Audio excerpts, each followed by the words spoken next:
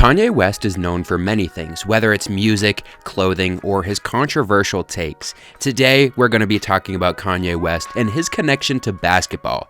At one point, Kanye had made a high school basketball team with a projected top 5 player in this year's draft in Rob Dillingham.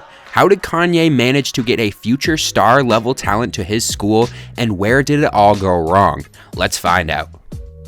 Before this video starts, the NBA playoffs are starting very soon. With teams making their final pushes before the postseason, make sure you're there to see your favorite team make their playoff push. Is your team already eliminated? Don't worry, plenty of artists are on tour right now, and the MLB season is starting soon. Whatever your choice of entertainment is, SeatGeek has tickets for you, and if you use our code NEXTMANUP, you can get $20 off your first purchase of $20 or more. A pretty good deal in my opinion. Donda Academy was founded in 2022 by Kanye West, named after his late mother, Donda West. It was set up as a Christian private school for all grades K through 12, and it would be placed in Simi Valley, California, just about 45 miles away from Los Angeles. The school would announce that they would have a high school level basketball team, and they would actually grace the cover of Slam magazine in 2022, showing their full roster of players with Ye on the cover at the beginning of that year. Looking through this roster, there were some of the top recruits of the class, but the biggest name out of everyone was Rob Dillingham, who at the time was the number 8 recruit in the 2023 class, and his commitment to Donda Academy shook the high school basketball world. We'll get back to Dillingham later, as his story was very publicized after the collapse of the academy, but other highlighted players included 25th ranked AJ Johnson and 45th ranked Javante Taylor, both also in the 2023 class. They also had 3-star prospect Jalen Hooks. The team at the time was seen as able to compete with top prep schools like Montverde, as the Doves were stacked with talent. They would go on to play a few scrimmages and official games in the 21-22 season, as the team was established before the school was up and running. The players can be seen hooping in Yeezy 500s in some games, and many of the players were playing in front of large crowds and celebrities for the first time in their lives. In the Slam magazine interview, many say that this was the first time away from home from a long period for them, as they were all teenagers.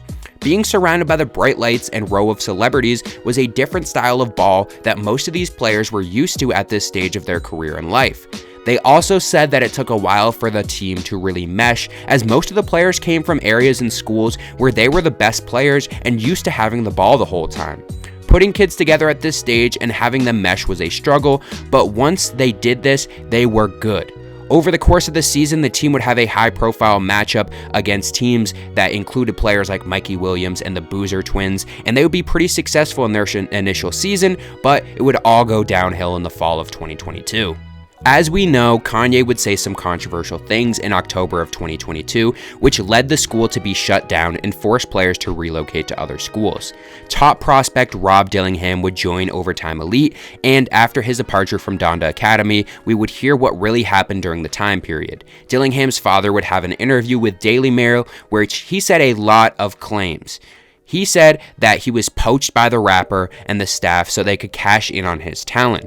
He said he was devastated when the now disgraced artist FaceTimed his boy and coaxed him into leaving Combine Academy in North Carolina for this California school. It seems like that he didn't even have a choice in what was going on with Dillingham's situation, as he wasn't even reached out to, or no one else in the family was reached out to during this time period, and Dillingham was almost just shipped off to California after that FaceTime. He said that it made sense at the time because Rob, a 16-year-old kid, got a FaceTime from one of the most popular artists in the world, and obviously that's going to convince him to go to a school like that, giving him a future promise that he's going to be this great prospect and everything's going to be okay at the academy. And as we once know now, it seems like it was not all okay.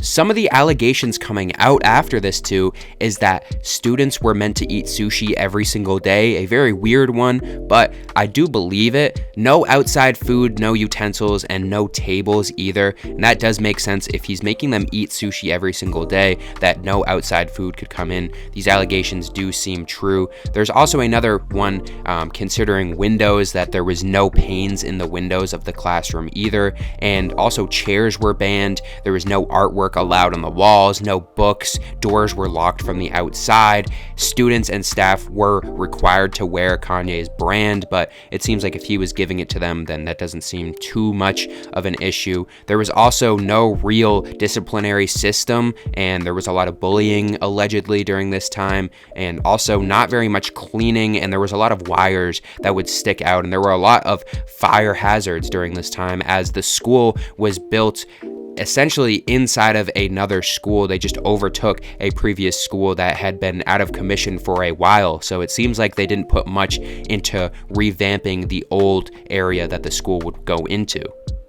It was also promised to the parents at the time that they would be able to come here and play on this elite level basketball team, but also get a good education. There's also some allegations coming out too that these players didn't have any classes and they were just there to play basketball.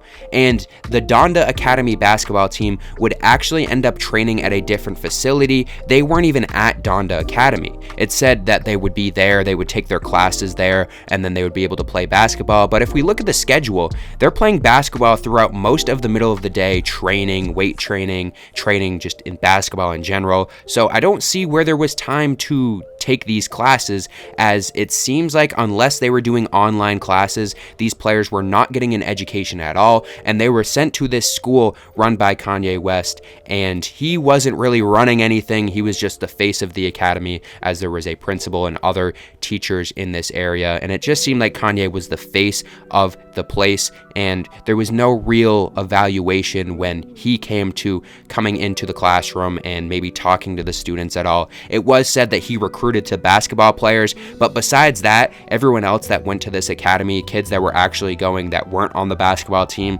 it seems like not much came out about them. Maybe they just weren't asked about it. We just don't really know much information outside of the basketball portion of this. Dillingham's father also had some things that he talked about in his interview, saying that the staff at Donda Academy created a wedge between him and his son, and they kind of influenced his son, which at 16 years old, that is a big thing. A 16-year-old kid that's being promised all these things by people with a lot of money, you're a very impressionable person at that age. And it seems like after all of this went down, Rob Dillingham would end up going to OTE, and he would have great success there. Now at Kentucky, a future top 5 pick and maybe even top 10 pick at worst in this year's NBA draft, depending on how they do this year. But a lot of the other players didn't really end up doing much. Some of them would go on to play college basketball, as some are freshmen this year, not getting any minutes, most of them, but some just didn't really pan out after Donda Academy would be shut down in 2022. A lot of this did boil down to Kanye's comments and a lot of people leaving the academy because of this, but a lot of the allegations that we heard about too, like I mentioned with Rob Dillingham's father, it does shine a light on what was going on during this time, as his son was basically removed from the academy that he was at before and shipped out to Los Angeles, and his dad said that he had no contact with him, and it seemed like he had the feeling that Rob wanted to reach out, but they didn't want him to reach out to his family.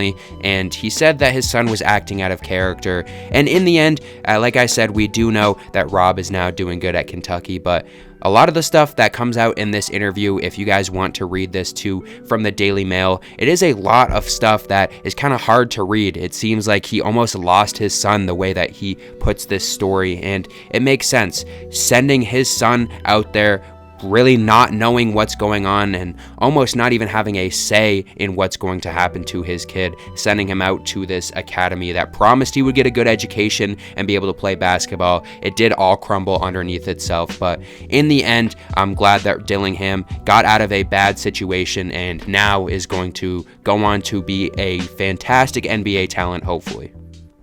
If you made it to this part of the video, make sure to go down, like, comment, and subscribe, and let me know what you guys think.